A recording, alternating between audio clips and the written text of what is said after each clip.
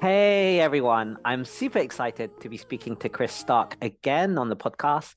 Chris is the Chief Executive of the UK's Climate Change Committee. The committee is an independent statutory body which advises the UK and the devolved governments like Scotland and Wales on emissions targets and preparing for and adapting to the impacts of climate change.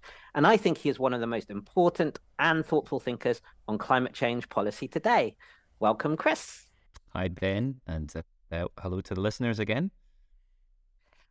How does it matter that we will pass 1.5 degrees? Some climate scientists model that we are likely, say 90% chance the world will move past this 1.5 C as a point estimate. But also many scientists are communicating and pointing out that doesn't mean we should stop our efforts. Social scientists has also weighed in and have said this 1.5 degree has a lot of communication and political roots to it rather than also just some of the science roots. How do you think about these temperature alignment numbers and how this interacts and how we should be thinking about policy?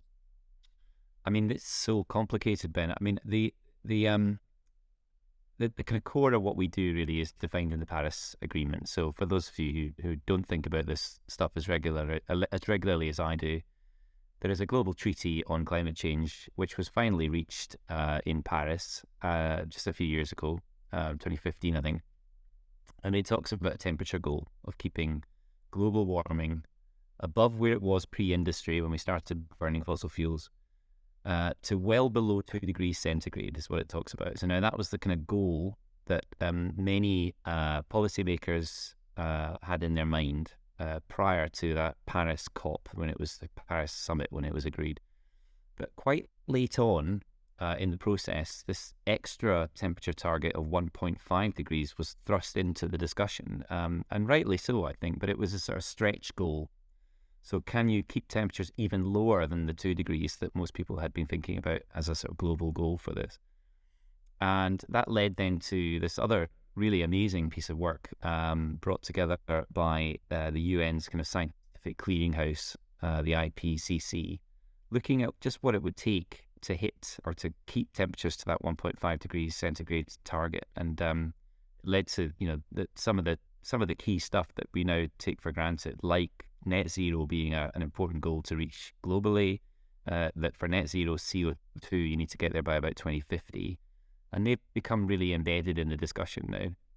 And this 1.5 degree centigrade target has become, I think, a catch-all for all of that. It's the target we should be aiming for.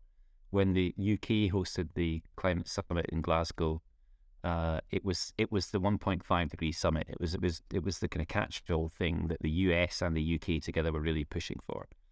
Trouble with it is, it's really bloody difficult to get to that kind of that ambition.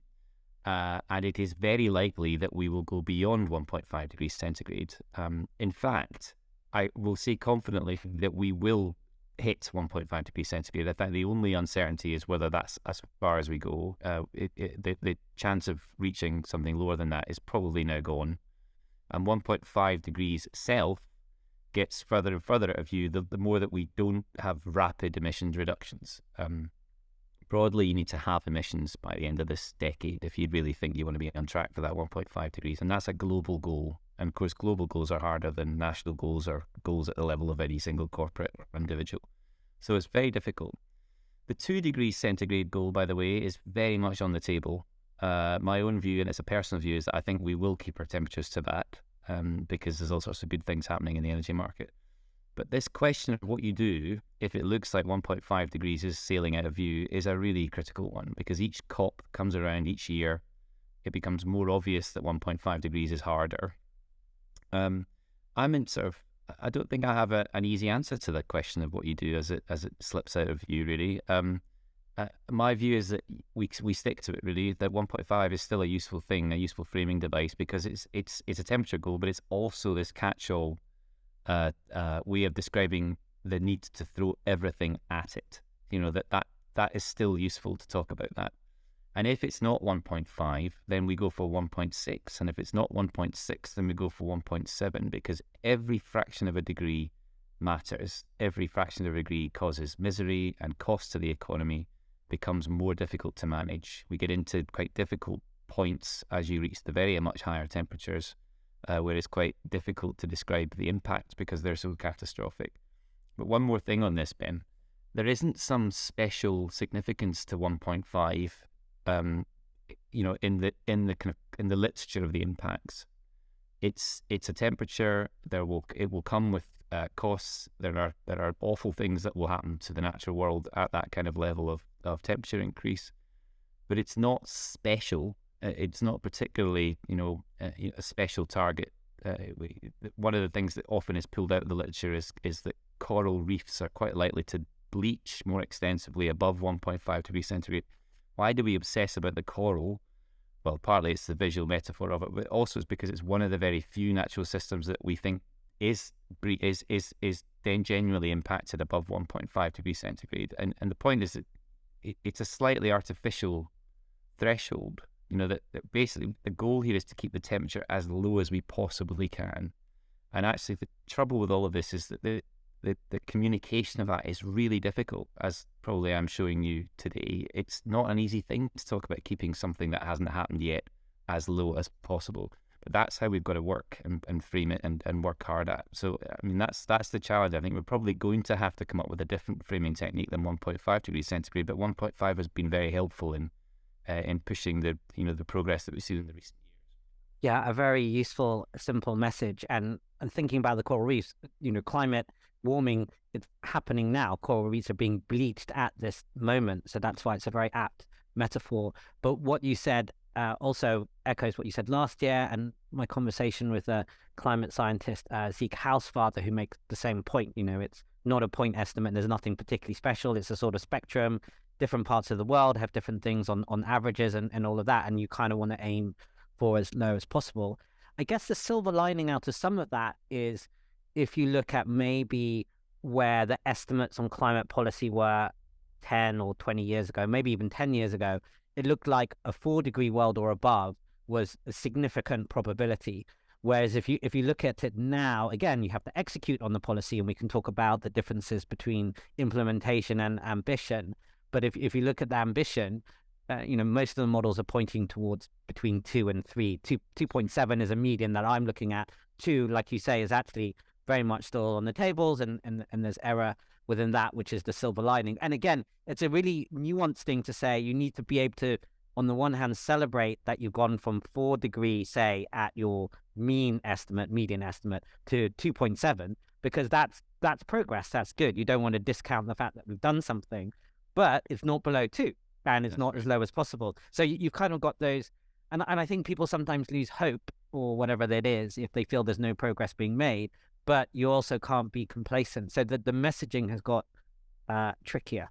It has. I mean, you put that very well, I think. I mean, as we went into the Paris COP, before this global accord was finally agreed, we were facing a best estimate there. The kind of central estimate was 3.6 degrees centigrade of warming by the end of the century. And now, today, as you say, a relatively conservative estimate of where we stand is if you add up all the pledges that we've seen in the COP process, it's something that's about 1 degree centigrade less than that. Now that progress has been achieved in less than a decade. I think that is progress, but people should be angry about the fact that we're in this position, and I understand that. So we've got to keep that process going, and I think the 1.5 degree framing does help with that, but it is very likely to slip from view. I think we've got to be realistic about that. That's fair. Your climate change committee have produced some really excellent reports over the years, in my opinion, and a lot of people I know. So you've had quick hits post COP conferences to work on voluntary carbon markets, this really big piece on adaptation, and of course, assessing the UK government strategy. And I'd love to touch on many of these. But it might be worth highlighting on the COP things. We last spoke about the Glasgow COP26 being a corporate and finance COP to some degree, and that businesses and corporates as enablers definitely seem to come to the fore as an idea. My outsider's impression of the COP27 in Egypt, it was perhaps a little bit more niche and targeted, and was looking at maybe more of the developing world. What did you take away from the COP in Egypt, and how have things changed over the year? Yeah, I find the Egypt COP really interesting. I didn't go to it. I slightly regret not going to it. Not because it was, a really interesting place to actually go. I mean, a lot of horror stories about, some of the things that happened at the COP this year, accommodation woes and lack of sanitation and food and those sorts of things. But the reason I regret going to it is because I think it was right at the kind of crossroads of a whole host of stories, some of which you just talked about, Ben, and it's not quite clear to me what the theme really was in retrospect to that COP. So you had this ongoing interest from the UK and the US particularly to push what we call the mitigation agenda, that is the need to cut emissions, which is a big part of the story. What we often look at in my work in the CCC and what we're best known for is work on NetZero. But actually for many countries in the world, what happens on emissions within their own country is not that important to the story of climate change. What they are grappling with is the impacts of climate change itself, which are largely outside of the control of some of the smaller countries. So this question of what you do about that really came to the fore. And there has been several attempts at getting something called loss and damage onto the agenda at COP. Now, COP happens every year. It's always hosted by a different country. There is always a push to discuss the kind of reparations, as it's sometimes called, that are due to some of the countries that are experiencing the worst impacts of climate change, but had the least to do with the problem. And each year it's raised and then sort of taken off the agenda at some point, sort of scrubbed before the final agenda is agreed, usually. This year that didn't happen. It remained on the agenda all the way through, and then remarkably, there was an agreed text which included the words loss and damage and this idea that there should be some sort of facility in there, which is really a kind of UN code for transfer of resources from the richer economies that have been largely to blame for the problem of climate change, and those poorer economies, often in the global south, that are now experiencing the worst impact.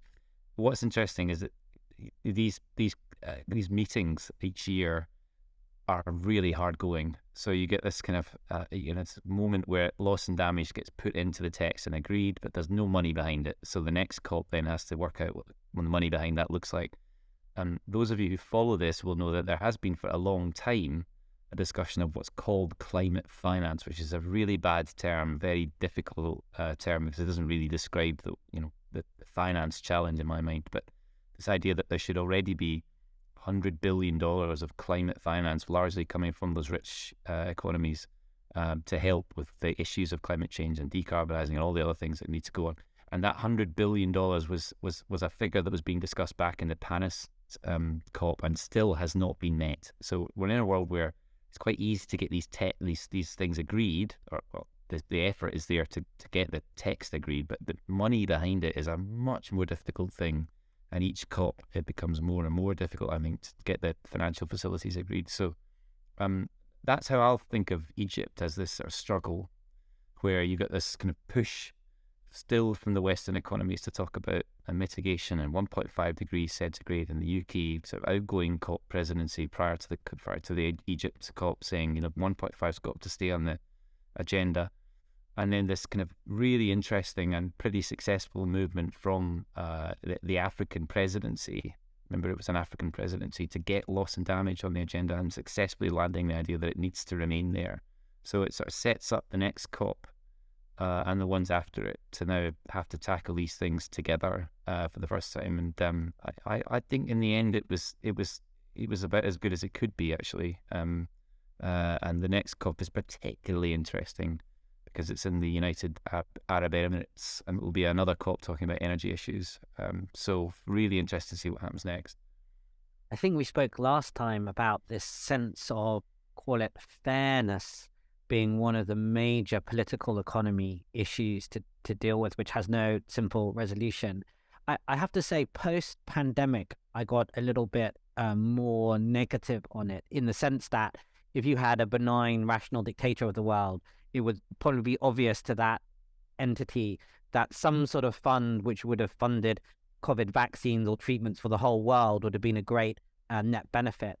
And that was kind of quite clear over pandemic. Climate's actually more complicated, but the root of that problem about where you have the resources and how to allocate it seemed to me to be similar. And you couldn't get richer nations easily agreeing on that, although they all agreed kind of in the messaging and in principle. Having said that, it's a longer going process and it's still being worked upon, and it does seem to have mean a little bit of progress. So there is a little bit of silver lining, but I do wonder about that, particularly with what everything's going on in the world, that it just at this moment in time, nations have got a little bit more inward looking as opposed to global looking. But it does change with the times and can change quite quickly. And in history, particularly if you're looking at 5-year or 10-year periods, it has changed quite quickly. Yeah, I very much agree with that. I mean, markets need to come into this discussion, but I think the framing that I've often put around this is that we are going to have to tackle climate change in an increasingly divided world, at least for the immediate term. This multilateral approach that the UN is just about holding together on climate, it doesn't do much to hide the divisions now that you see across the world on some core issues, notably the energy issues. I think what points in the favour of good things happening, I suppose, is the fact that the market dynamic has been harnessed on energy, at least, that you've got this kind of one-way directional thing now happening on energy that points away from the use of fossil fuels towards a cheaper, cleaner energy system, which is irresistible in the end, I think. So that the markets in the end pull you along that way. But that's the mitigation story I talked about. That's about cutting emissions. It's much more difficult to consider and work out how you can harness markets on the adaptation side, because it's fundamentally more difficult to monetize adaptation benefits. So if you're adapting to climate, there's often not such an obvious return to investors for the big upfront capital investments that are required. So it's tricky. Yeah. So the adaptation piece, we've done a really big report recently. I'm definitely going to touch on that. But perhaps as a segue into that would be maybe thinking at that corporate business level, particularly on thinking around net zero commitments. So I'm hearing debate about the value of corporate net zero commitments or not, and particularly so-called scope 3 commitments. So for listeners, scope 3 is often considered outside the control of companies. That's maybe one of the easiest ways of thinking about it, whether that's downstream or upstream. On the one hand, some people argue there is signaling power and corporates can direct strategy and cash flows to be part of the solution. On the other hand, corporates do not, say, have direct influence over the power grid, where they take their energy from. So, you want to be on a green grid, great, but you've got nothing, no influence on that. Perhaps they can influence transport or fleet and maybe heating to a degree, maybe land use if they got supply on that. And some also critics worry about greenwashing. On the other hand, at a sector level and a country level, net zero and that kind of thinking seems to make quite a lot of sense. I guess some climate economists also question about this carbon budgeting on a corporate level. The econometrics don't hold up as well versus a sector or a country level. So how do you think we should be thinking about net zero at the corporate level, and maybe some of your worries or pros and cons about the situation? Yeah, I've got lots of worries. But I mean, also some positive things to say about the recent move towards all of this in the corporate community. I mean, it's worth just stepping back from this. I mean, the discussion that we are having about corporate commitments to net zero is completely remarkable. I mean, we would not be having this discussion 5 years ago. So something has shifted in the corporate community that has meant that there is now a need, I think, whether it's for reasons of kind of social license, or whether it's, I think, probably a lot to do with the fact that if you want to hire good staff, particularly young staff, you've got to have a solid set of climate commitments in place, and customers are looking for that too. So what we have now is, in one sense, really, really good. We've got a lot of very strong and I think legitimate commitments to achieving net zero at corporate level. And my concerns come from mainly the fact that it's actually very difficult to define how most corporates get to net zero, unless you are an enormous multinational. I mean, I'm going to make a notable reference for a corporate like Microsoft, which is way ahead of this, has a really good plan for not just reaching net zero, but also getting net negative and actually undoing some of the harm that's been done over the time that they've been using their energy, particularly. That's great, but for most corporates, they're not in that kind of position. So you see this kind of rush to adopting a net zero target, often with a date, and often that date is ahead of the global goal, and that's kind of what you want, really. You want corporates to be aiming for something that is more ambitious. Some of those dates are pretty punchy, to put it mildly. 2030 is a common one. Often you see 2040. Some of them are even 2025, astonishingly. But actually, if you look at how those will be achieved, you need to look through, as you call them, the scopes. And I won't go through all this, but each as you move from scope 1 to 3, you have greater agency at the lower scopes to actually tackle the emissions that you are responsible for. Scope 3 is mostly what's happening in the wider supply chain that you are interacting with, and it's difficult at that level to know where to draw the line and about what a good target should be. And interestingly, as we've looked at this, we start from the principle that net zero for a country like the UK will require lots and lots of corporate investment, lots of corporate support. In fact, most of the work that we will do as a country to get to net zero will involve investing at the private level. It's not going to be driven entirely from public investment, so you kind of want those corporates to be on side with it. So why am I concerned about net zero targets? Well, I'm concerned that at the moment you've got this rush to achieving net zero, but the rush to do so in the wrong way. So you've got corporates thinking, bloody hell, we've made this commitment, how can we do it?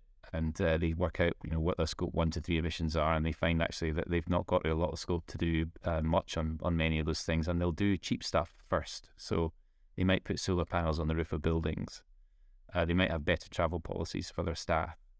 But then they'll find that's not reducing emissions very much, and then they'll turn to offsets. And this is the key things. You've got lots of very cheap offsets out there right now, very, very cheap offsets, mostly forestry offsets, and they're legitimate things. People are buying them, and I think mostly in the knowledge that they are useful things, and want to be able to legitimately say that they're part of the answer. But they're so cheap, and they're cheaper than the harder things. What you really want to be able to say to those corporates, if I could sit them all down, is thanks for setting out your ambitions for net zero, but let's just talk about your place in the system. So mostly your emissions, if you're a service sector dominated economy like the UK's, mostly your emissions are connected with the energy that you will consume in buildings. And most of those are about the electricity that you might consume. And in that world, you might think it's a good idea to put some solar panels on your roof, but I'm going to tell you now, it's not. It's quite interesting. It's not, because in this country, in the UK, we'll probably have fully decarbonised the power system over the next 10 years or so, in which case, plan for that and make the harder steps now to decarbonise the fleet of vehicles that you use, or to heat those buildings with a heat pump rather than a gas boiler. That tends to be more expensive, and this is the crucial point, it tends also not to get you to net zero today, or indeed any time over the next decade. But it's much, much more useful for the country and for the global effort if you do those things. So it's really interesting for every corporate out there that's got a net zero target. What I would like to see is some kind of kite mark, if you want to call it, for having a good transition plan, something that marks you out as a company that is doing the best possible things now as part of the wider system change that a country like the UK or the US or the whole of Europe or anywhere in the global economy, as part of that system, accepting some of the conditions in that system and recognising that certain things along the way will shift outside of your control. If you get to that kind of world where actually you're getting more credit with investors, credit with customers, credit with your staff for being net zero aligned than for being net zero itself, then I think we'll be in a much better place, because you're going to get much better alignment from the corporate community behind the national goals that we have here in the UK for getting to net zero. That's really fascinating. I guess in the investment world, there are two pseudo kite marks, but that don't really capture what you just articulated. So they would be what people use with CDP, and also what people use for this science-based target initiative, SBT, which look probably more primarily at carbon footprinting and glide paths. I really simplify something, but they don't really capture what you were talking about. So I think that's quite interesting. I don't know whether you think those have sort of some kite mark value, or we really need something else which takes into account of that. And that also puts into question partly this value of carbon footprinting itself at a corporate level, but particularly at an individual level, there's some interesting critiques about how that came about. Sector and national, yes, because the macro picture gives you good information. But I think people can't comprehend that even the largest company in the world is just a microcosm of what normally a rich nation would be. But I don't know, how should we think about carbon footprinting? And do you think any of the kite marks that you might know about do encompass maybe a bit of this more? Or is there's room for another organization to really look at that? So there are lots of really good organizations out there doing good work. And SBTI that you talked about, the Science-Based Targets Initiative, is one of the best ones. I think worth saying, in the end, they all need to come together, I think, and align behind some sort of accounting standard. That's the real goal here. So getting to a point where this is just a normalized thing is really the goal here. And that kind of idea that corporates need to be net zero aligned rather than net zero themselves is very much at the heart of things. I think if you get that corporate standard, that accounting standard in the right place, then it will just be done as a matter of course. So I think it's very important. Carbon footprinting and the assessment of it is hugely important. So I don't want to undermine any of that trade. I think it's very, very important. The tools that you will need to understand the impact that you're having on carbon are really important. I think what we lack is the next stage of this, which is a sort of intelligent, informed discussion about what that's telling you. So I had a discussion this week with somebody who works in the health system about the extent to which, even in the NHS, they're really thinking about this. But you've got pockets of the NHS. The NHS is quite an interesting one because you've got lots of people worried about climate in the NHS.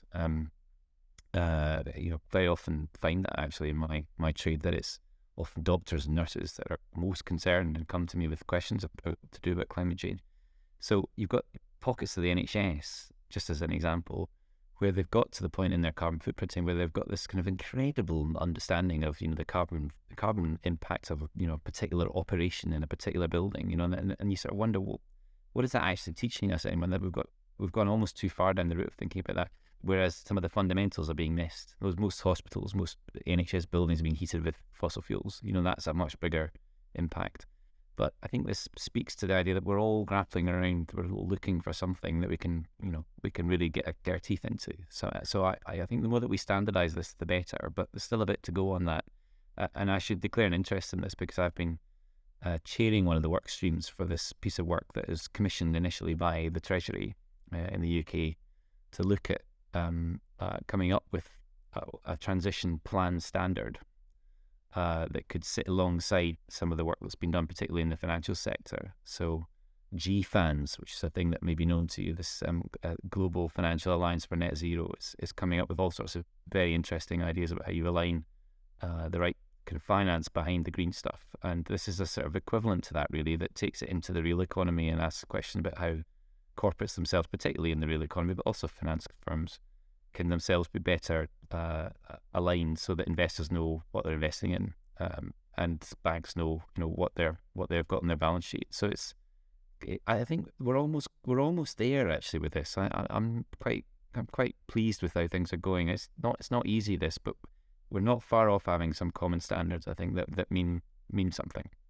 So I completely agree. I think I say a lot about this in overall extra financial data, whether that's environmental, natural, or even to do with the human or the social, that the data is coming, the standards are evolving. You've got a lot of work streams, international standards accounting boards, the GFANZ, and all of that.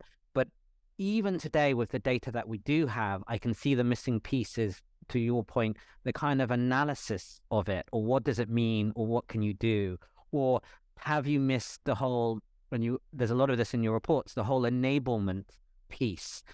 I always talk about, well, if the world is electrified, you're going to need a lot of semiconductors. So you want to make your semiconductors well, but regardless of how intense they are, you're going to need vast more quantities of that. And you might argue the same for copper and lithium and the like. So those are very obvious ones. And there's a lot of unobvious ones. So I think we need to invest the time alongside of being able to interpret the data and tell us what that really means, as well as having it. And it's coming faster than it's ever been, because financial standardization of financial data took quite a long time, and it's actually happening much quicker within this area than I've ever seen. Even though it does seem sort of slow because it's taking kind of years and years, it's still happening. It's happening faster. Yeah, and but don't forget the bigger challenge beneath this is not disclosure; it's actual action.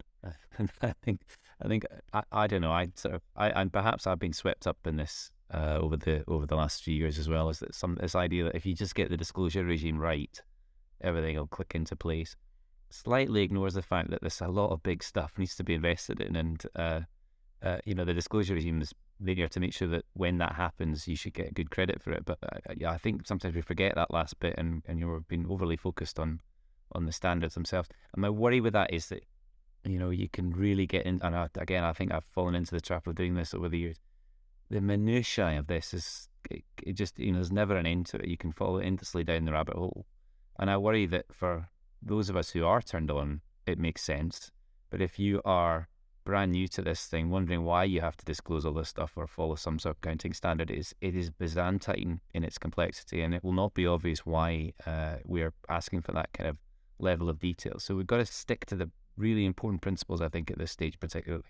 Completely agree, and I think it gets in the way of sometimes, particularly smaller corporates, which know what they need to do, and actually don't need data to a single decimal point to enable that, and that's where the data becomes a red herring and gets in the way of that real world action piece. And I do think that can be problematic. And then actually the fact that you probably don't need to one decimal place anyway. So once you've got it, and then you know what it's saying, this orders of magnitude, and the action is the more important piece. Yeah, just very briefly, this is why we, over the years, have advocated these really clear milestones for the decarbonisation of some of the big systems in the UK, and it's a model that I think most Western economies now are following.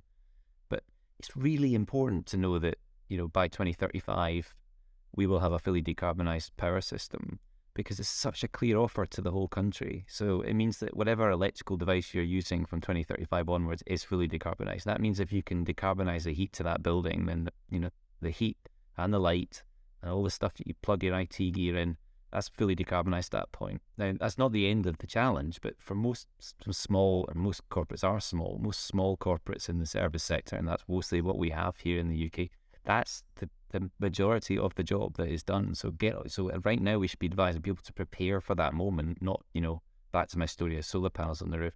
If you want to put solar panels on the roof, do so for other reasons. Do so because it might make your energy cheaper. But you're not actually making a great contribution to the net zero goal in that world. That's a tiny, tiny additional amount of capacity that we're adding to a system that's already on the way to being fully decarbonised. That's a really good insight.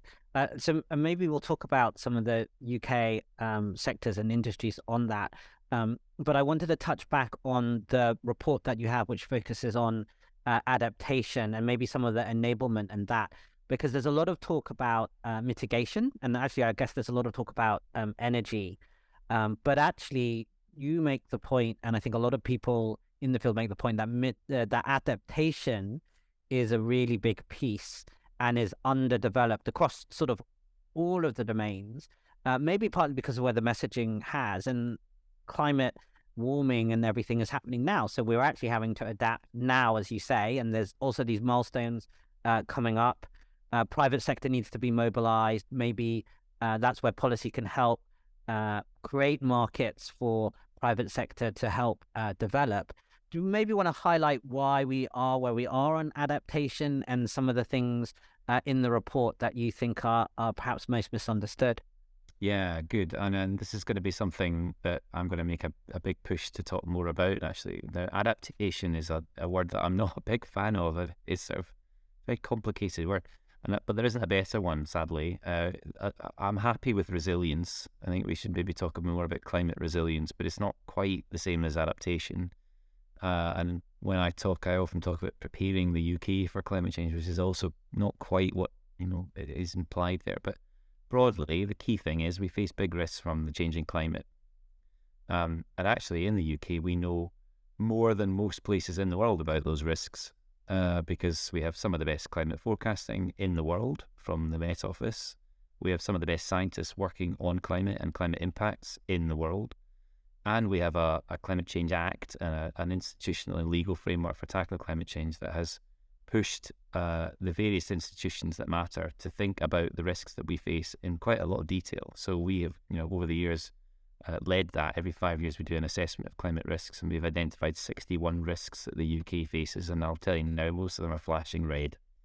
So there's a sort of question in my mind about why haven't we done more about that? And partly I think it's because there are 61 risks. There's far too many to really cope with. But also I'm afraid it's partly to do with the fact that most people and most corporates and most people in any authority really are not really attuned to the reality of the situation that this thing is now upon us. My belief is that every year when we have one of these moments, as we did last year with the heat wave and the 40-degree day in the UK, every year there's one of these now. I'm afraid that kind of summer is going to very shortly be a normal summer, and I think a lot of the work will be done by the weather that we've experienced and the extreme events that we experienced to raise awareness of that. So we've been talking more about what we need to do in response to the risks, which is the adaptation story. How do you adapt the economy to the risks that we face from known climate change? And there's a big challenge in this. So adaptation is a whole host of things. It's behavioural. It's it's the way in which you plan for those kind of moments like a heat wave. But there is another big challenge of investment here. So we know a lot about the NetZero investment challenge. NetZero is mainly a capital investment challenge. There is another investment challenge for adaptation, and we know less about that because we haven't been thinking about it. We, in a report that we published just recently, looked at just a handful of the investments that we would need in some really key systems, as we call them. So flood protection, public water system, how we retrofit houses to be ready for the warming climate, restoring nature, and then infrastructure generally, how you make that more resilient. And when you look across those systems, as we call them, you can see very obviously that there is a massive investment need in each of them to prepare for the kind of shift in climate that we'll have in the future. So just think about something like housing retrofit. We're already thinking about how we need to retrofit houses to be decarbonised, making them more insulated so that they're more energy efficient. Well, we also need to prepare them for the fact that each year there will probably be extreme heat, particularly in the south of the country. There may well be a need to preserve and to reserve water and to be more conserve water in a better way in those houses. So, very obviously lots of investment there. The big problem with it is that the value of that adaptation is difficult to monetize. So investors may well see the need to invest, but are not going to get a return for it very easily. So what we're trying to do in the report that we publish is just shine a light on that, say that yes, there is of course a need for public investment in many of these things, but there's also a need for households to invest in this stuff. There's a big need for regulated infrastructure investment. So that's particularly helpful because you can actually encourage regulated industries through their regulation to invest in it. Think about flooding, for example. And then there is also a need for private enterprise to make some of these investments too, if they can be led to that and to see the value of reducing the risk that they face from climate change. It's really interesting. But just to give you a sense of it, a very conservative estimate of the investment needs for the country is 10 billion a year of extra investment just in adaptation. So, that's a lot. And not all of that can be met from the public purse. So we're talking about a really interesting area, whereas, flashing red, as I mentioned, but the massive need now for some creative policies to, in particular, overcome some of those barriers and give a return to investors for making these investments. Yeah, completely agree. So I live in a lower ground flat and we refurbished it, I don't know, sort of over 10 years ago. And the flat mostly stays quite cool in the summer and doesn't need as much heating, and it's underfloor heating in the winter, because actually at that point in time, it was worth doing it when you're going to do a refurbishment. And that was kind of adapting for the future, even being at that. And you kind of need that on an unbelievable scale on that. I was interested on that adaptation piece because there's some talk about these creating markets and things. What do you think of our institutional robustness here and the state of our institutions and governance? Because in some ways, I think it's really great. So Climate Change Committee, your reports are some of the best in the world. Like you say, we have some of the best information. You get to work on the really important things. And we have some frameworks. We had Scudmore Review recently, which looks at that. So government does look at it. With respect to adaptation, I don't feel we have a particular organization or market around that. And maybe that's one of your points of having that. I'd be interested in that. Yeah, I agree with that. I mean, we've got this pretty good institutional framework on the other side of my job, on the net zero side, with thinking about how we decarbonise. We didn't used to have that. The Climate Change Act has been one of the things that's helped with establishing that. And you've now got a set of very important institutions around things like the regulated industries, that all broadly accept they have a need to act on net zero and are doing the most of the right things. Now, I regularly complain that things are not happening as quickly as they need to, but at least it's there. There's almost none of that apparatus on adaptation. And I kind of wonder why that is, really. I mean, I think it is partly the thing I mentioned earlier about people not really accepting the reality of the situation, which I think will change. But even those institutions that really have an interest in it, so you look at the water companies, for example, some of the best planning for adaptation is in the water companies, but it's still not, at the kind of level of that you would expect, planning for, the potential. Remember, we're at the mercy of the world's approach to climate change more generally here. So it's not off the table that we might get to 4 degrees centigrade of warming. And in that world, water becomes incredibly scarce in some parts of the country. So, you would expect water companies to be planning for that broad set of scenarios and scenario outcomes, and yet they don't really. You find that also in other parts of the energy sector. So even in a regulated parts of the economy, they're not planning for realistic and sadly pessimistic climate outcomes, and they do need to. And the other bit of it, I think, is that we haven't got the same corporate disclosure regimes in place yet that we have on urging on net zero. That will help create the kind of market we need to see around some of these adaptation outcomes eventually, I think. But we're still quite far back from demonstrating why it's important for corporate disclosure regimes to reveal some of this stuff properly. And I think we and other institutions that think about this more actually need to be better at helping them to helping those financial regulators and the people that put these rules together to understand some of that. I think we need something catchy, a little bit like net zero. Like you say, adaptation doesn't quite do it. Resilience, preparedness. And I guess there's a sense that, and this comes through in the report, that the government or someone is going to step in and solve it for you. Like, oh, London's at risk of flooding. We have a Thames barrier. Sure, we'll create another 30 billion and someone will build a bigger barrier. Surely that will happen, without kind of thinking, well, 30 billion is quite a lot of money. It takes quite a long time. And so it's theoretically doable, but who is going to do it? Oh, well, someone will step in. I mean, that's a kind of more extreme, slightly silly example, but I think that's part of it. Yeah. And even when you speak to the regulators, Ofwat spoken to the water regulator, and it's obviously on their radar, and it's part of the strategy and plan. Yet when you think about that, adaptation isn't quite rolled in. And I guess there's also the politics of it. Like maybe in the UK, one thing which is perhaps worth commenting on. In the UK, we had a recent decision in government and planning on a coal mine decision. And on the one hand, some would argue on the specifics of the planning and on the locale and putting one coal mine in the context of world energy, and there's all sorts of arguments that you could make there. On the other hand, you have this kind of clear political signaling, and the Climate Change Committee already had advice around that. How should we think about the power of signaling and leadership, which kind of ties into institutional governance and that? And do we underestimate the power of those type of signals at our peril, or is it? I don't know about the complexity of that. I'm really interested if you have a view. Yeah, I mean, I've been in this job for 5 years, and I definitely feel the signal value is understated. And again, back to my story about net zero, one of the reasons why naming a date for stopping the installation of gas boilers, one of the reasons why that matters so much is because everyone understands what they need to do in that world. We were amongst the strongest advocates for a switchover date. I'm going to call them a switchover date rather than a phase-out date. A switchover date for electric vehicles. So naming a date when you stop selling petrol and diesel cars in this country. At the time, that was very controversial. turns out once you name it, people know what to do. And, there's still lots of concern about that, but we're having a different discussion about that now. We're having a discussion about whether the charging infrastructure will be ready for that moment now, not whether the moment is going to come. So signals matter. And you mentioned the coal mine in Cumbria.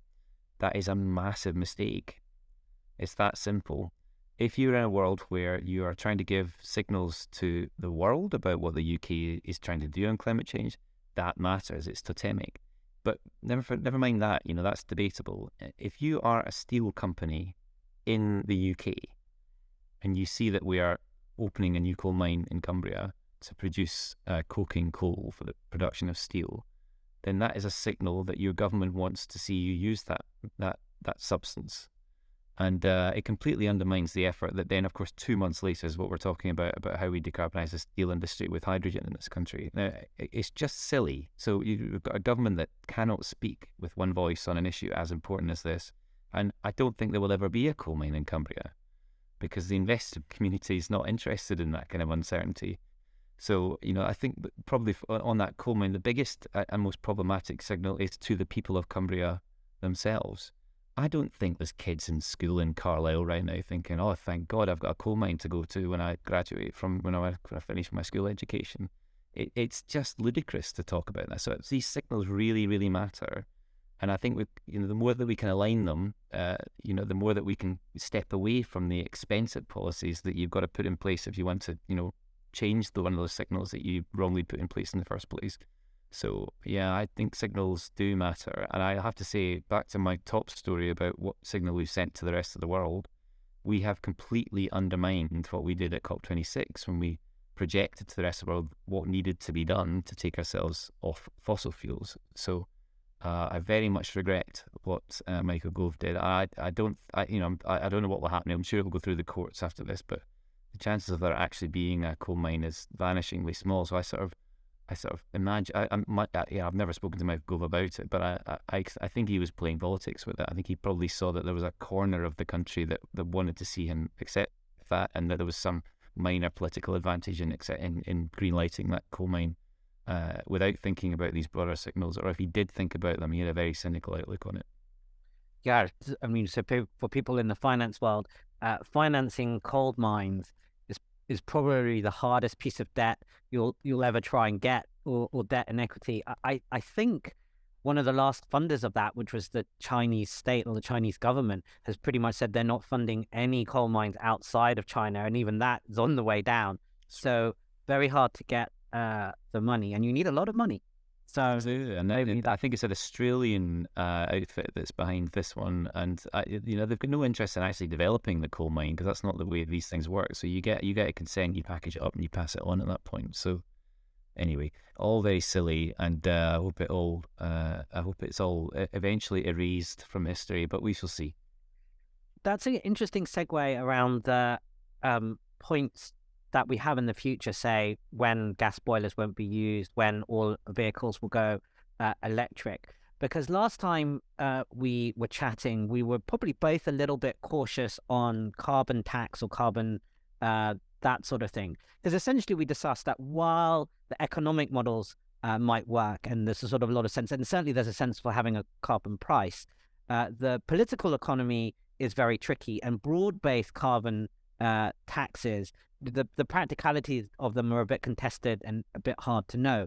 Whereas sector-led policy could be quite effective, which doesn't necessarily need a kind of carbon tax to get going. So for transport, we need to electrify trucks, buses, and cars. We can put that in place, and then you need everything which goes along that. We need to green the grid, and I think we're going to have a report out this year on that power. So although while carbon tax could help that, you could actually do something directly with transport policy, and then we have heating, industry, land use, and the like.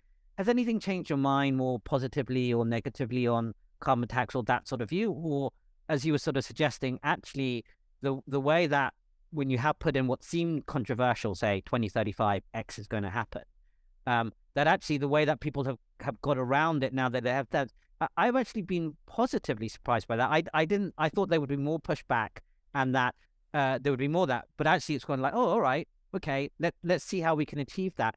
And that kind of up at atom attitude actually has probably put me more positively surprised. So although I was a bit negative on the kind of global cooperation side, I've been more positive about, okay, give people something to gun for, and suddenly they're gunning for it, which was not maybe my initial expectations.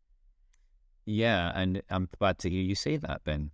It's always good when you can admit you're wrong.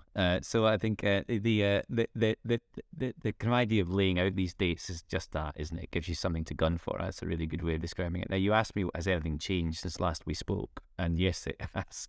Something quite substantial has changed in the United States of America. So we have this Inflation Reduction Act, which is an unfortunate act in only one sense, really. It's the IRA. So in the UK, of course, it's very difficult to talk about the IRA being good, but it's just a kind of game-changing piece of legislation. And at the core of it, I think, is a fairly simple thing, really, which speaks to our last discussion about the difficulty of implementing carbon taxes. The economic logic of making dirty stuff more expensive than clean stuff is still there.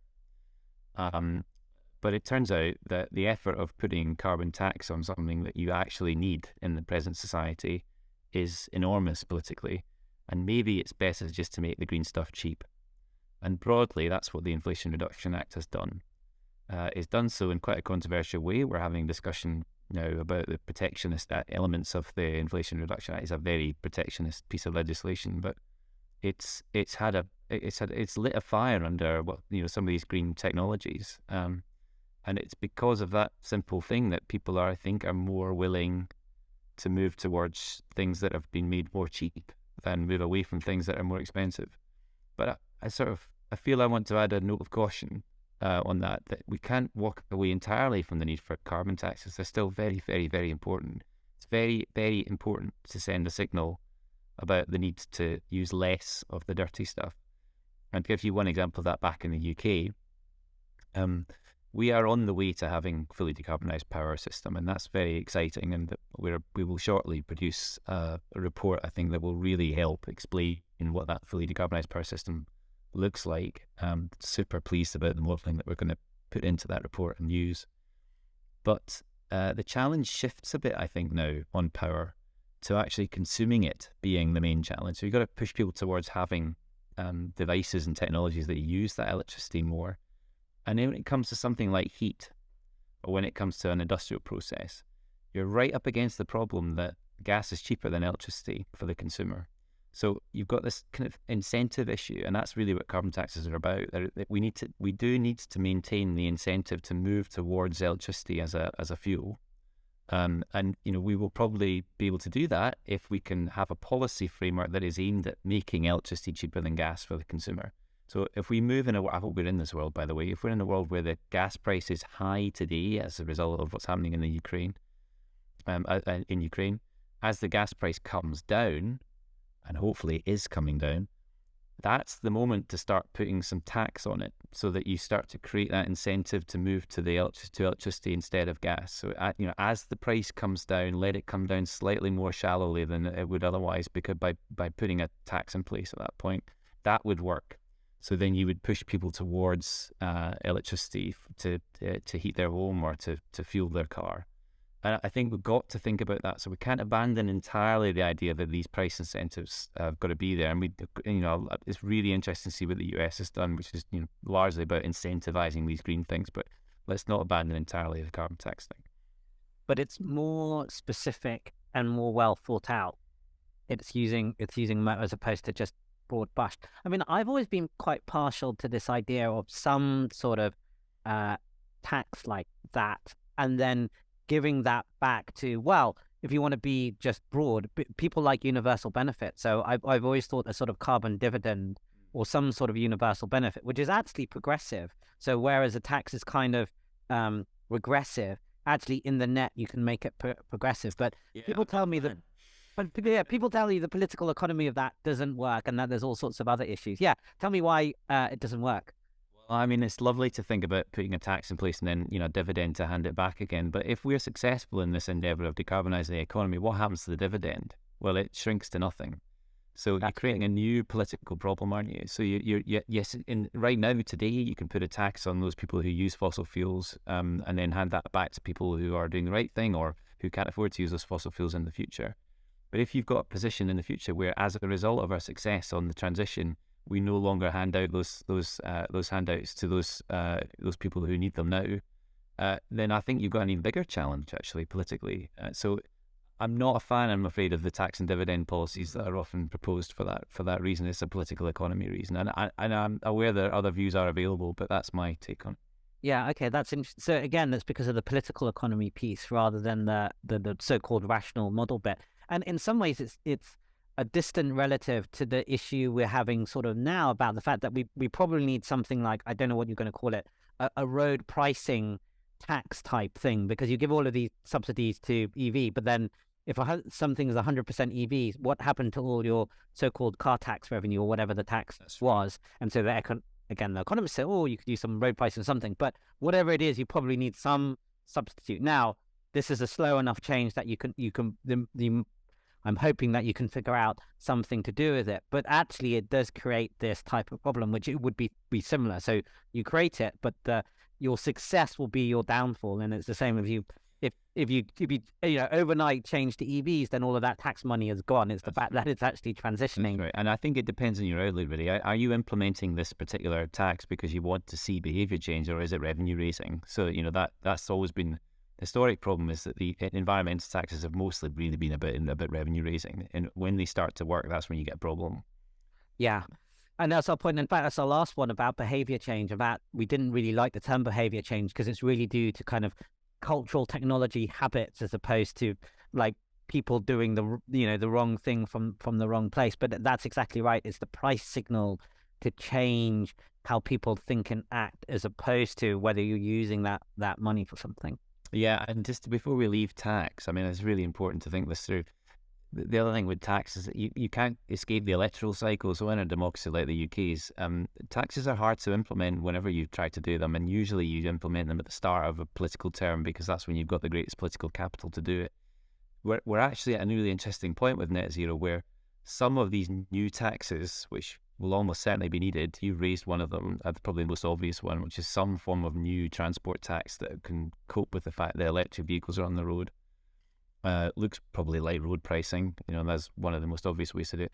If you want that tax to be implemented, it's probably going to have to be at the start of the next term, really, for a UK government. It's never going to be popular. And if you don't do it at the start, then you start to wonder whether you will ever do it over the course of that parliament. And the interesting thing with NetZero is that it's this parliament that matters. So I don't know, it's quite interesting. The tax stuff probably needs to have more oxygen, as they say in think tank land, because we're going to have to create more of a discourse about the need for some of these big tax changes, so that, come the election, there is, government's discussion in politics about what to do about it. Yeah, I guess people always think it's always maybe this decade or this next 5 years, but I think it kind of really is. But all sorts of policies. It really is for transport. I mean, I think you can see the movement towards electric vehicles. We're in a world now. I'm very pleased to be in this world, but mostly it's about what barriers there are now to a faster transition rather than pushing it harder. It's more about the fact that you have to use the public charging network. I have an electric car and I use the public charging network. It's awful.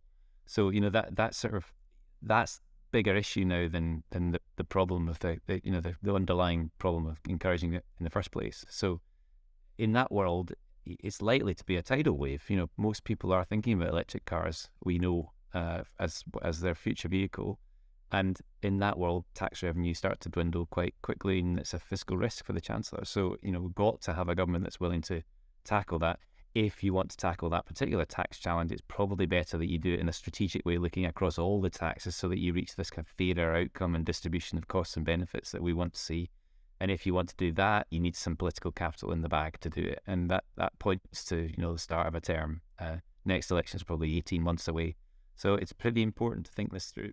Yeah, and I think they will need to look at tax in the round, because there will be some taxes which you want to do, which in isolation will look regressive. But if you pair them with other things, will either look progressive or at least also be maybe neutral and achieve the outcomes that you need to achieve. That's right. And a final point for me on this, because mostly people talk about spreading costs in a fair way, which is of course a challenge. But actually, I think in this discussion, one of the biggest challenges is spreading benefits.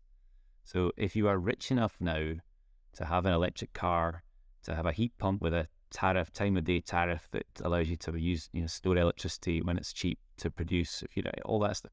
Basically, you can remove yourself from some of the big costs that those who are not rich enough and have to deal with what they're given currently incur. And I think that issue of spreading benefits fairly is actually a harder one when it comes to some of this, because we need to think that through properly. Yeah, I've always thought that it's happened in all sorts of things. People who only need to borrow small amounts of money but desperately need it at the end of the month are always paying through the nose on it. People who are having to use for their heating or their electricity, paying either by the hour, by the day, by a meter or something like that, are not seeing any of these benefits and have the highest costs, which never seems, well, I don't think anyone really thinks it's fair, but it's really difficult problem to solve. Maybe just finishing on a couple of items and then advice. We talked about some of the other sectors a little bit, but I didn't know whether you want to have any comments on work that you've done or thinking about buildings, heating and cooling, and I know power grid, and also fairness to the worker, where it might be coming up. I think it's probably too big to talk about for all of that. So I don't know whether the next podcast is. Yeah, exactly. I'm very happy to do that. If you have me on. So I don't know whether buildings. About buildings, and I'll try and make this as succinct as possible, because there has been a lot of interest in policy towards buildings in this country, which is very welcome. So we now have a heat and building strategy from the UK government. There is a similar strategy in Scotland. The Welsh are working on one as well. So it's very good to see the focus that's been given to buildings. Buildings are, depends how you look at it, but they account for roughly a fifth of the emissions that we have each year in this country. And it's worth thinking through why that is basically because we have to heat that building up, and then it's only a question of how quickly it cools back down again. So it's a big challenge, because we have a climate here in the UK that requires you quite often to heat a building up quite quickly. Those buildings are often very old as well. So gas boilers, which is what roughly 80% of us use to heat buildings, are very useful in that world, because you can flick them on and off quite easily. The fuel can be stored in this very extensive gas network we have at the moment, and turning that over, which is I think probably the biggest challenge in climate policy for the UK, is not easy. And still there are lots of choices ahead of us with what you want to do about it. Sorts of real interest, for example, in using hydrogen as we use natural gas in the future potentially, or the question of heat pumps, of course, whether electrical heat might be able to do the job. And I suppose that's where I start with this, is that even though there's been lots of policy focus on this, no one's really grasped the central issue of heat and what you actually want to do about it. And we are desperately lacking a clear decision from government of what to do about domestic heat, especially, but also commercial heat, and even how we use heat in industry. Some decisions have to be taken on that. We talked about tax and that being a big decision for a new administration. This is another one. What do you do about hydrogen for heating, for example? Are we going to go down the route of just electrical heat, or is there going to be some room for hydrogen in there? Where is that hydrogen going to come from, if that's a discussion you want to have? Is it safe? Is it, manageable? It's a greenhouse gas, so it will leak. So is it, that's another problem there too. So at the core of this is the heat question. How are we going to decarbonise heat? By what point and through what means? And how is the democratic process going to arrive at that decision? Is it going to be distributed to the regions of the UK, or are we going to have a central decision on it? So that's where I would start. When I'm afraid I don't have good news there. We haven't got a full decision from this government, but hopefully that will come with whatever flavour of government we have after the next general election. The area where we've seen most interest is in energy efficiency and in home insulation, where there's been, I think, more efforts to kind of start the engines on an industry that was shut down by a change in policy back in 2012, removing the subsidies for energy efficiency that were in place then. And it's a big challenge. You're going to scale up this supply chain to install all this home insulation that we could really be doing with.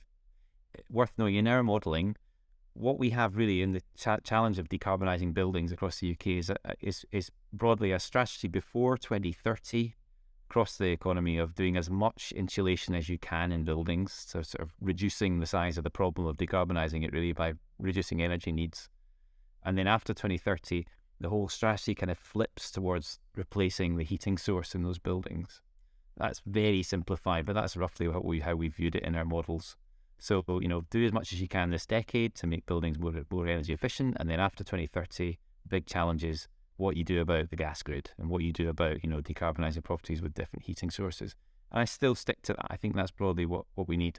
And again, the home insulation challenge is a big one because we still don't have a policy for most homes that are owner occupied, and we don't really have much by way of an incentive for those homes. So lots to do there. The thing I really wanted to just flag is that at the core of this whole challenge is this question of what we actually know about the building stock and how energy efficient it is and how prepared it is for this transition. And it turns out we have this system of EPCs, energy performance certificates, which anyone who's bought and sold a house, any of your listeners will have been through the process of getting an EPC, and you get this kind of rating in it. You actually get a couple of ratings, which people don't know that. And it turns out it's spectacularly unuseful in describing the challenge of what you do to improve the energy efficiency of that building, or indeed to prepare it for low carbon heat.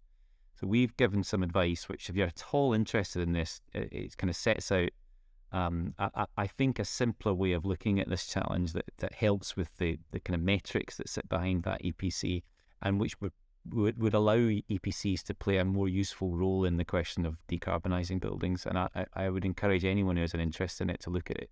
It's a really interesting thing, actually, because in terms of the financing of this, the kind of bog standard mortgage products, we really do need EPCs to mean something so that the mortgage products can help with decarbonising buildings. And at the moment, broadly, the problem is that EPCs are about energy cost rather than carbon value or energy efficiency of the fabric of the building. So we've got to tackle that, and we give some advice in a letter to the department called DLUC, which is my favourite of all the acronyms now in Whitehall. So I would definitely go and check out that letter, which is available on the Climate Change Committee website. I found it really fascinating. We briefly discussed this before because this is a key piece on the homeowner, which could potentially try and catalyze this issue that you have on there and on the retrofit. Two quick ones on that. Is it too crazy to think that we could have some sort of district heating network in the same way that we put the gas grid in? Is that too crazy, or is that possible? It's I would say that is probably my favorite. Yeah, okay. favorite route through. And let me add further craziness to your suggestion. So, I mean, you could have a world where every building in the UK, let's assume every building in the UK has a gas boiler. It doesn't, and many of your listeners will probably be in one of the buildings that doesn't have a gas boiler. But let's assume, for the purposes of this discussion, that every building has its own gas boiler.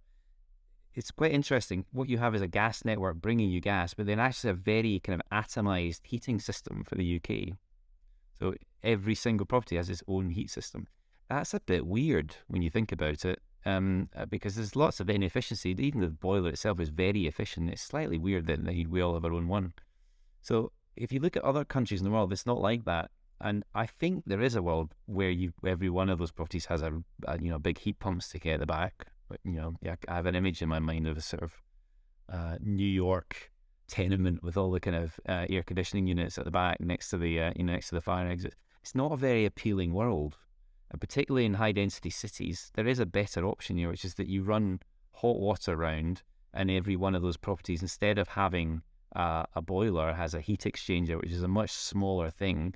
And there are plenty of places in the world that have just that. So I would love to see that happen. And my further, I mentioned the bit of kind of craziness, if I can add it in, is that we could heat those pipes in the ground, insulated pipes in the ground, by taking the heat out of rivers. So you can have a very big heat pump, one very big heat pump, rather than a million heat pumps, sitting in big rivers, taking low heat from the water source, very efficient source of heat. It doesn't need to be warm, by the way, it just needs to be not zero. And you can take the heat from that and then turn that into the heat that heats the whole town or the village or the city. You need a few for a city, of course. But that's quite appealing actually, because you then it's not an atomized system at that point. Then it's a very efficient system to do that. And 80% of us live next to a water body that would allow that. And I'm in Glasgow today, and I'm very proud that I had some hand in this amazing project in one of the towns that's near Glasgow called Clydebank, where they used to make ships, very famous ships. And the shipbuilding community there was shattered in the 1980s when the John Brown shipyard closed. And this dock that they left behind is where we put one of these river source heat pumps, which is now heating this brand new housing development on the site of the John Brown shipyard. And each of the lovely properties that have been constructed there on the Clyde, genuinely nice, is being heated with this wonderful heat pump. And it's just kind of I find it quite a romantic thing. You put the river back into the community, and it's now supporting the community in a different way. It's a sort of, I think it's lovely, and there's loads and loads of scope to do that. So I think we could have district heating. We just need to kind of imagine it and do it. That's a Bjork quote. Yeah, that world, now be in it. That sounds great. That sounds a perfect kind of government private partnership. Could be GovTech, could be something. It seems doable, but yeah, imagination. Okay, so last two questions. Although actually, one quick comment on the efficiency part. There is this paradox that when you make homes more efficient, people use more energy. It's kind of the same from the candles to the light bulb. You thought, oh, we got candles and light bulb, and then we just use more light. And so that is where it's a little bit like the gas thing. You do need some pricing thing that as you become more efficient, you just don't overuse things because you're there, which is, I think it's the Jevons paradox, but it's a paradox which policymakers haven't quite got their hands around. Yeah, we call it comfort taking. So, but it's sometimes called the rebound effect. But yeah, it's a real thing, and indeed that is what happens. And it's hard to say that people shouldn't do it, is because they can afford their energy bills, so they make their homes warmer, and that's fine. It's an interesting thing. I think a very brief point on this is that the dark secret in my trade is that it's difficult to decarbonise the buildings that we have in the UK through fabric efficiency alone. So I know there are a bunch of really prominent people in the field who would like to see what they call a fabric first approach to decarbonising. But actually, in our view, it doesn't take you that far. And that's kind of the point, that some of the economic evidence supports that, actually, that you should certainly make buildings more energy efficient, but it's not really about the carbon challenge. It's more about the fuel poverty challenge, or the fact that people living in those houses just should get a better deal. They shouldn't be living in drafty, crap old houses. They should be, we should be helping them to have a better quality of life. The carbon bit of it, I'm afraid that needs to be tackled. That's about the that's swapping over the boiler. That's the big challenge. That's where the big returns come from. And part of the worry I have with all this is that when it comes to the heat pump discussion, which has become quite a live thing, the government's approach to all this, if it has one binding approach, is heat pumps.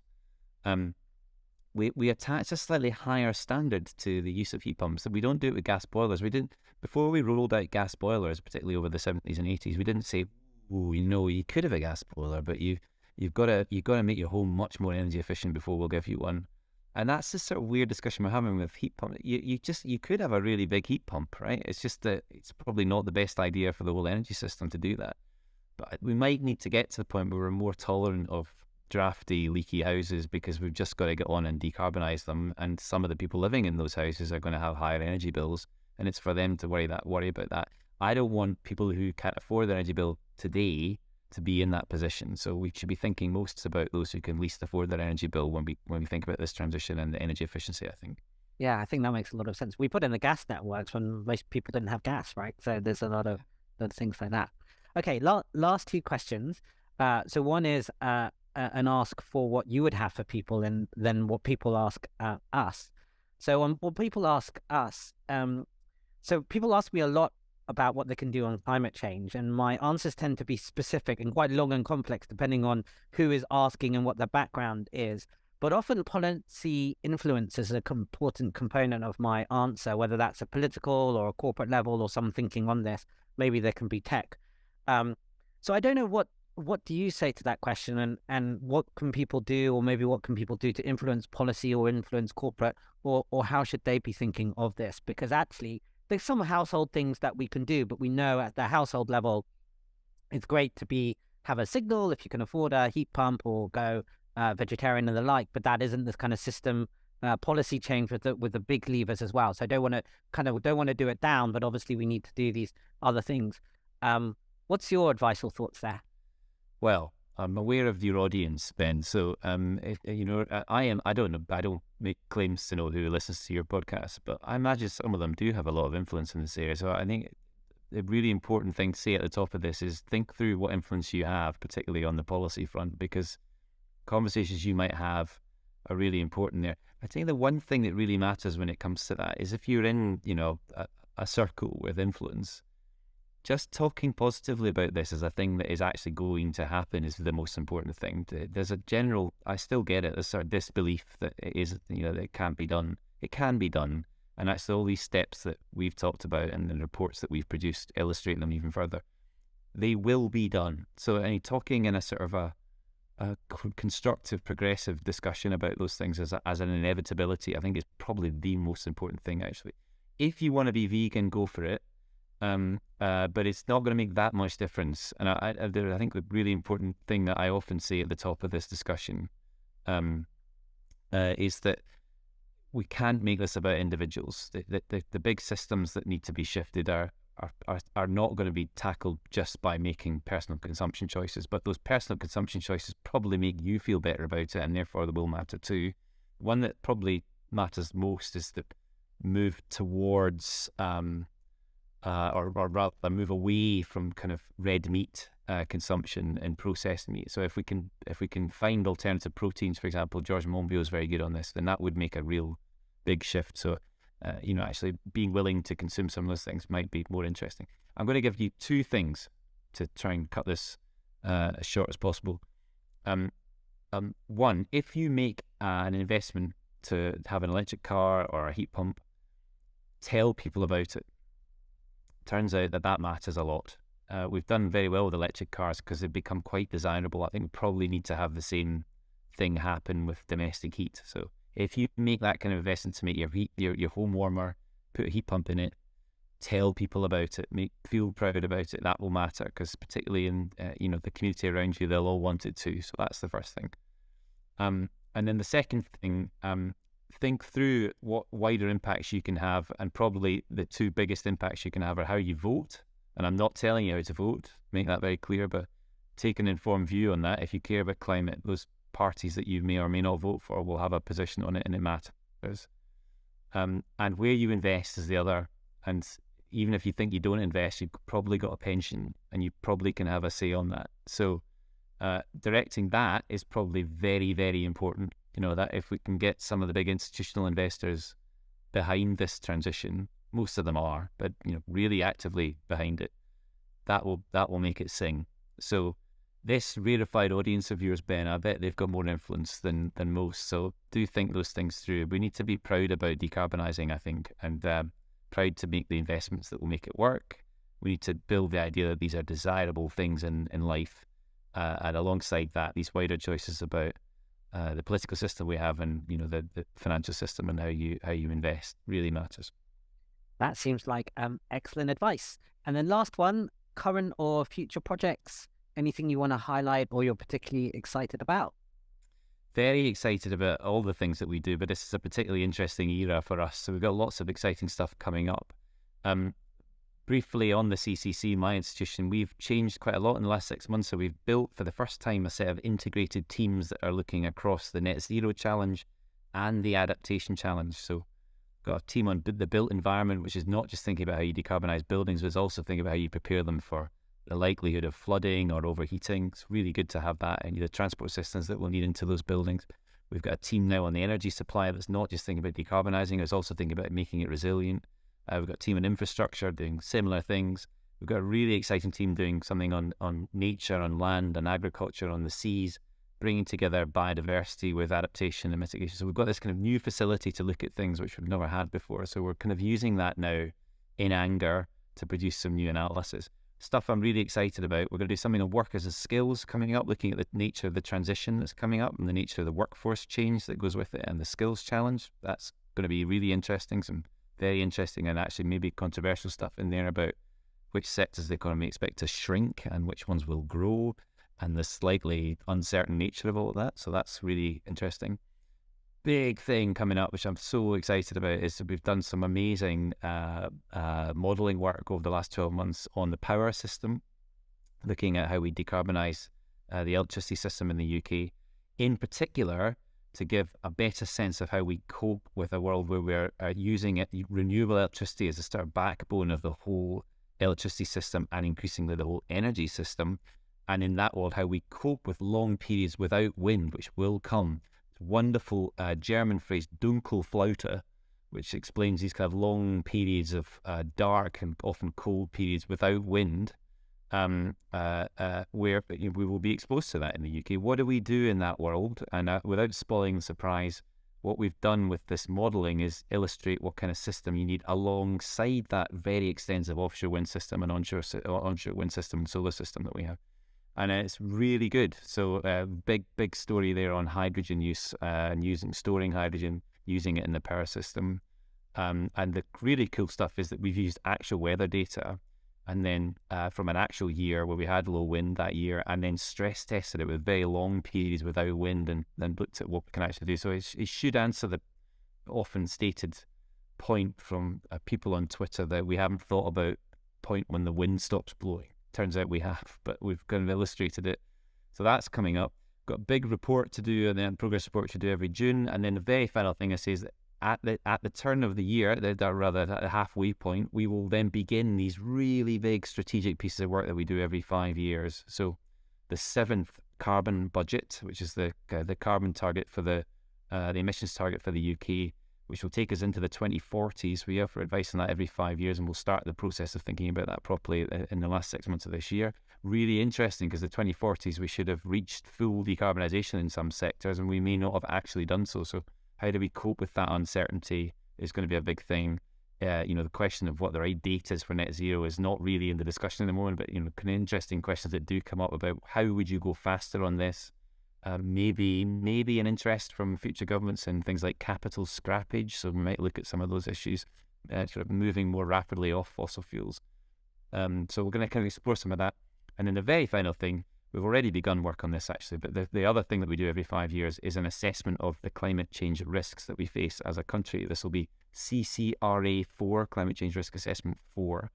And we've just got the commission for that agreed. And it's really exciting. So yes, we are going to look at the climate risks, but we're going to do something that I've always wanted to do, which is to look at defining what a well-adapted UK looks like. So that's the kind of really interesting piece of work, to actually define what we mean by a well-adapted UK across some really important issues like overheating and the natural world, and how we deal with big supply chain interruptions globally, all sorts of interesting stuff there. And then actually giving advice on adaptation itself, not just on the nature of the risks that we face, but how we put policy around it. That's the other thing that we're going to do. So that's, it may seem a long way away. It's probably 2026, maybe we'll bring that together. But actually 3 years, not that long, in bringing together that kind of program of work. So we're getting that going properly this year. And there's a host of other things too, but look out for it. We're always busy in the CCC, but we've got a load of stuff this year that's been in gestation for a while. Yeah, and I highly recommend all of the reports. If you don't have super time, the executive summaries are extremely good and give you the heart of the matter, but all of the technical and the backup evidence, I think they're some of the best reports on climate that I ever read. So on that note, Chris, thank you so much for joining me. Thanks, Ben.